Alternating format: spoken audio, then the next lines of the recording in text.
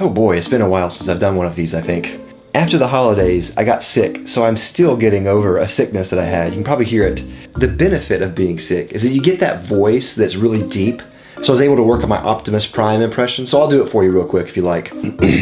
My name is Optimus Prime. So it's okay, I'm still working on it. Let's see, what are we doing again? Oh yes, best new fragrances of 2015.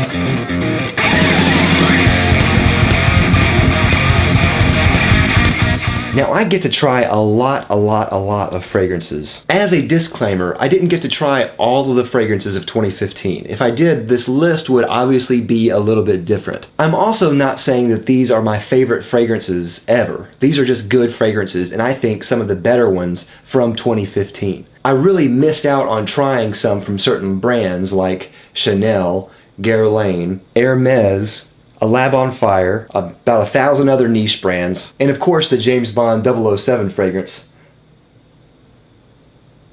So this is actually going to be a pretty long list, but I'm going to try to keep it as short as I can. I don't have 10. I have like 20-something fragrances that I thought were very good from 2015. The fragrance world truly does not sleep. They release thousands of fragrances every year. Some are good, some are interesting, and some are great. Alright, so let's start this off with two from Mandy Atelier, and that is Vanilla Smoke and Bergamoss. The name Vanilla Smoke probably already has your attention, as it did mine, and it is fantastic. It's vanilla. It's smoke. And there's a really nice tea note in there. Everything is balanced beautifully. Both vanilla and smoke are notes that can really overwhelm a fragrance blend, but Mandy Aftel manages to balance them perfectly. Bergamoss actually is one of my favorite from 2015, not just one of the good ones, but one of my favorites. As you can guess from the name, it's a mix of bergamot and oak moss. Oak moss is a highly regulated ingredient in Europe with IFRA, but not so in the indie world. Mandy Aftel released a solid cologne of this, and then she released a actual parfum version of it. Both are fantastic. Really need to check this out. This one blew my mind. Next, let's go to some fragrances from Atelier Cologne. Now, of course, I talked a lot about Atelier Cologne. Love their house, love their line. They do a really modern take on the classic eau de cologne, but with better ingredients, a wide variety, and with increased concentrations to give it a more modern feel. Last year, they made several new fragrances, and there were some really good ones in their line. First was Musk Imperial. Now, at first, it really reminded me of Aventus. You cannot escape Aventus' shadow ever, I think. But it's not an Aventus clone. It is a very musky scent with bergamot and fig and leather. It is really wonderful. I think in that genre, it is one of the best as a citrus musky scent. It's fantastic. It has really flown under the radar in the fragrance community, but it shouldn't. It really needs more attention. Next is Pomelo Paradis, and it is the perfect grapefruit scent. It is the best. It's the best. It's the tartest, sweetest, most sour grapefruit scent out there. It is wonderful. It's juicy. It's refreshing. It is so perfect for the summer. It's amazing. And I actually have this, but you need to get it. Next is another that I really want to dive into more, and that is Figuier Ardent. Now, a lot of fig scents come off really feminine, in my opinion. They're very fruity, they're very almost musky, almost sugary. This is none of those things. This is spicy, this is rugged, has a fig note in there, but it is masculine, and I love it. I think this is one of the best representations of fig, not in a literal way, but just in the fact that it is a masculine, gutsy fig scent, and that is what I'm looking for. And the last on the list from Atelier Cologne is Jasmine Angelique. Now, it definitely has Angelica in there. Not too familiar with how that smells. It definitely has jasmine. Really what this smells like is a smoker who smokes cigarettes sprayed with a jasmine fragrance. I say that, and you're going to be like, that sounds nasty. But you really need to try it. It is very interesting, and I actually really like it. And no, I don't smoke. Next, I have two from Dior. The first one is Sauvage. Now hold on. Don't go away yet. Don't go away. Let me explain. Actually, I really like this scent. It's gotten a lot of flack, but I don't think it deserves a lot of the flack. I think it is a beautiful scent that is trying just to be simple. It's not the best fragrance in the world, and it's definitely not daring, and it's definitely not unique, but it smells good, and that's something. And I personally think it has one of the best openings I have ever smelled. Is that what you wanted me to say? You can put the guns down now.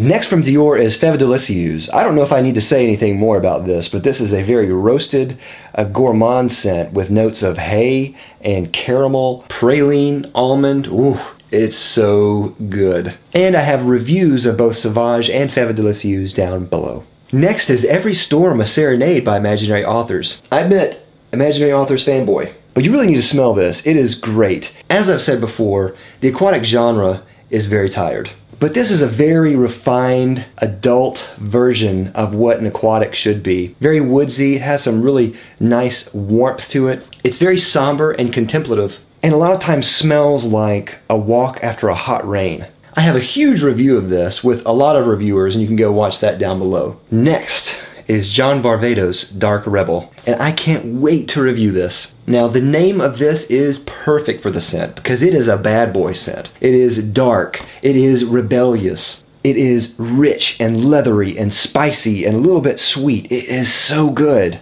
Now, the dry down leaves something to be desired, but the scent at first is incredible. Next is Boss Bottled Oud. Now I have to admit, I'm not a huge fan of the original Boss Bottled, but this one nails it. The oud in this, unlike some oud flankers, really gets it right, and it really complements the fragrance really well. As you can tell, I'm really surprised by that because a fragrance like this, from a house like this, usually just flops it. But this one knocked it out of the park. It's really good. Next is Dolce & Gabbana The One Eau de Parfum. Now I have a review of this with my friend Sai. This one is exactly what you think it's going to be. It is a more intense version of the one. How much more intense is it? Well, you need to test it for yourself. On me, it wasn't that much intense, but it was something. And a little bit is better than nothing anyway. But I'm putting it on the list because they pulled through. They did exactly what the fragrance community wanted. They wanted an eau de parfum intense version of the one. Next is from Men New York. Now they have a second volume of their Scent Stories line. I want to make a whole video in depth about that second volume of their line. But one fragrance that really stood out to me from that line is Chef's Table. Now obviously with a name like Chef's Table, you're gonna think food, and it does have kind of a food type smell. But ultimately what I get from this is it smells like a Bloody Mary. And I don't even drink Bloody Marys, I don't like them, but it smells just like that. It smells like a spicy tomato juice with some other things in there. It is really interesting. I don't exactly know how wearable it is yet because I haven't gotten to test it extensively, but it really piqued my interest, and it is one of the best from 2015. Next is Honey Oud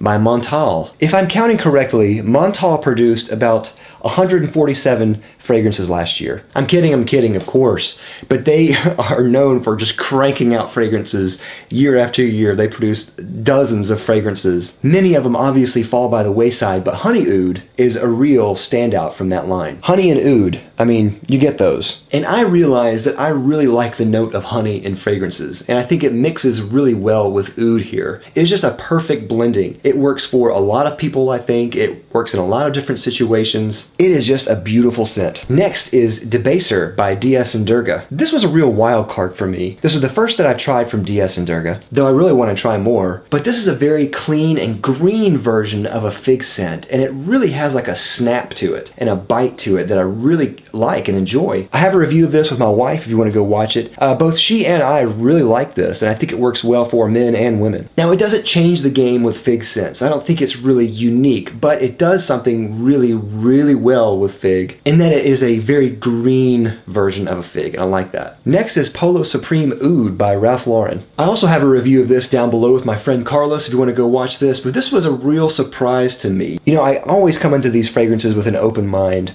but Polo is one of those brands that is a little bit tired, and their day was a long time ago, it seems. But this year, they did something new with Polo Supreme Oud and also Polo Supreme Leather, and it looks like they're coming back to greatness again. Now, Polo Supreme Oud doesn't blow me away, but I think it is really good, and especially at that price point, it is a very interesting oud. It is very spicy and oudy and almost incensey, but overall, I was really actually surprised by just how pleasant it was for a Polo scent. Next, of course, is Polo Supreme Leather. Now, this one was even better than Supreme Oud. This one is really good. It is a leathery scent. It has a little bit of a fruitiness to it. It has a little bit of a spiciness to it. And it has a very pronounced sweetness to it. And I could see some people not liking these two scents because they are on the mainstream side. This doesn't have a very strong leather note in there, but it's in there. It's in there somewhere. But overall, I was just really impressed by how well it was put together, and it smells very pleasant. Next is Unforsaken by Kerosene. I don't really get to review as many kerosene fragrances as I would like, but this one really stood out to me. Now, the name obviously sounds like it belongs more in a Metallica album and almost sounds pretentious,